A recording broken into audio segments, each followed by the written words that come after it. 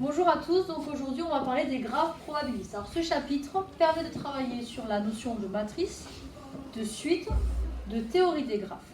Donc en fait ça va être un petit mélange de tout ça, donc c'est ce qu'on va voir aujourd'hui. Alors l'idée c'est de voir ce qui va se passer à très long terme par rapport à une situation. Donc on est face à deux candidats et décisions de vote. On sait qu'au départ 65% des gens veulent voter pour le candidat A et 35% pour le candidat B. L'idée, c'est de se dire qu'on voit qu'au niveau statistique, on va avoir un changement de A pour B dans 5% des cas et de B vers A pour 3% des cas.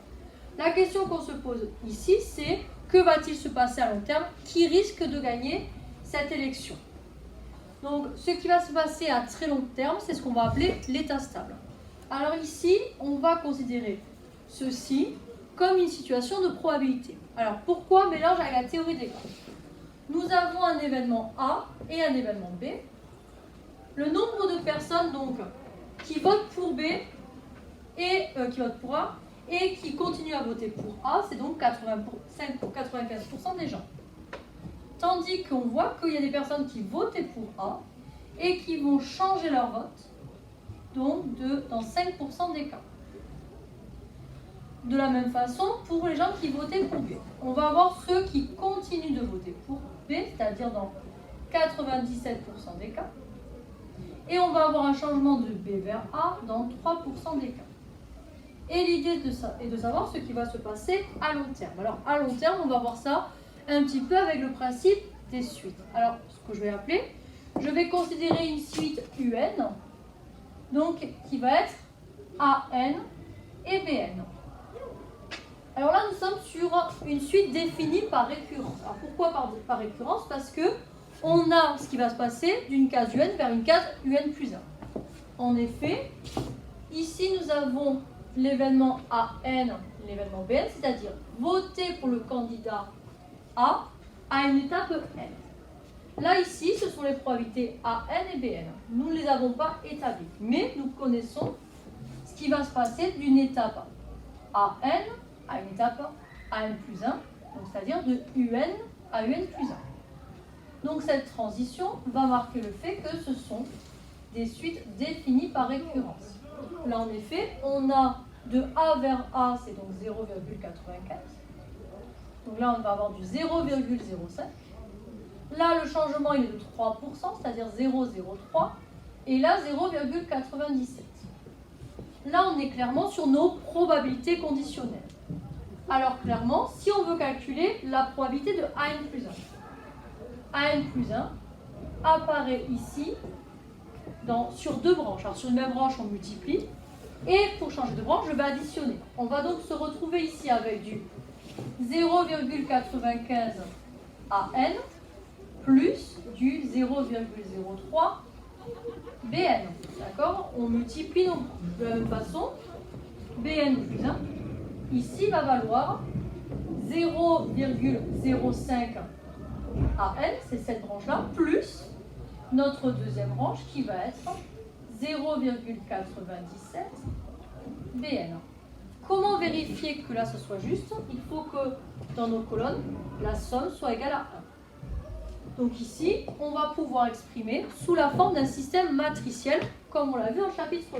D'où UN plus 1 va être égal à la matrice 0,95, 0,05,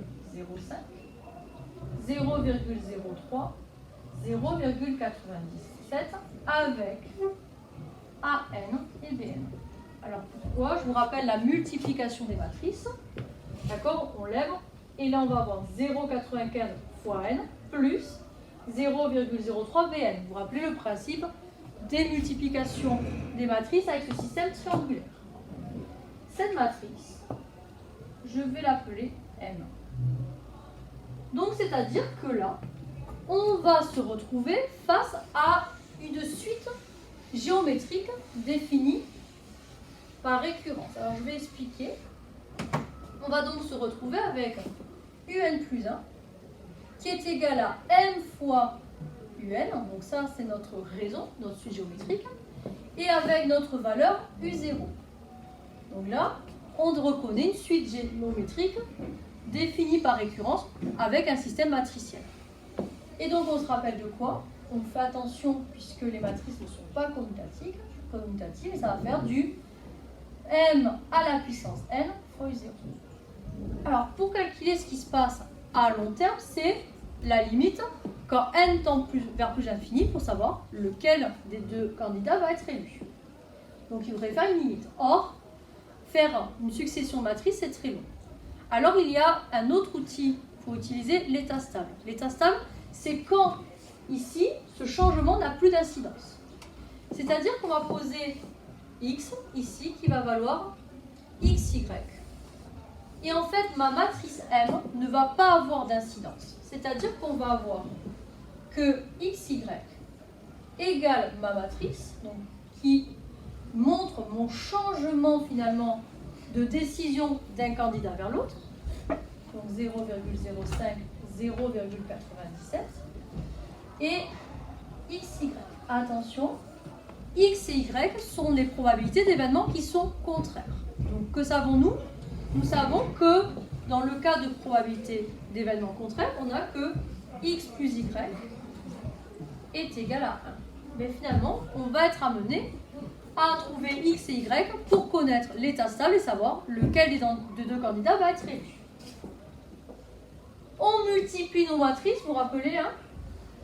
Hop, le x fois 0,95 plus 0,03y. Donc on va avoir x égale 0,95 x plus 0,03y.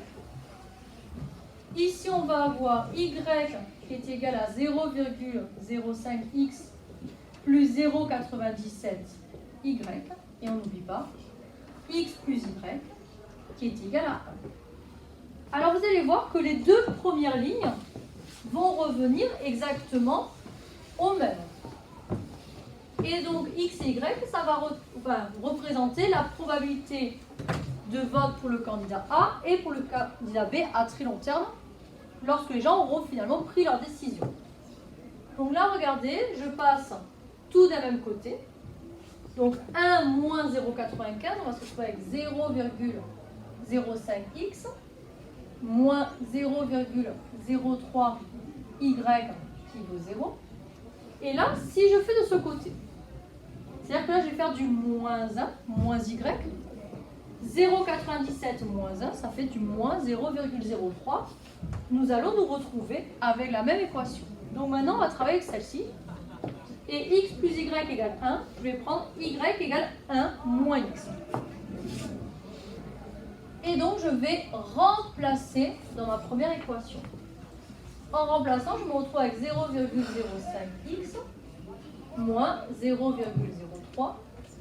1 moins x est égal à 0. Je vais distribuer 0,05x moins 0,03 plus 0,03x est égal à 0. On va se retrouver avec 0,08x moins 0,03 est égal à 0 et nous sommes amenés à faire une résolution d'équation classique. Donc 0,08x est égal à 0,03. Je vais donc diviser par 0,03 et je trouve donc la fraction 3/8. On sait que x et y sont des probabilités d'événements contraires. Donc on sait que y est égal à 5/8.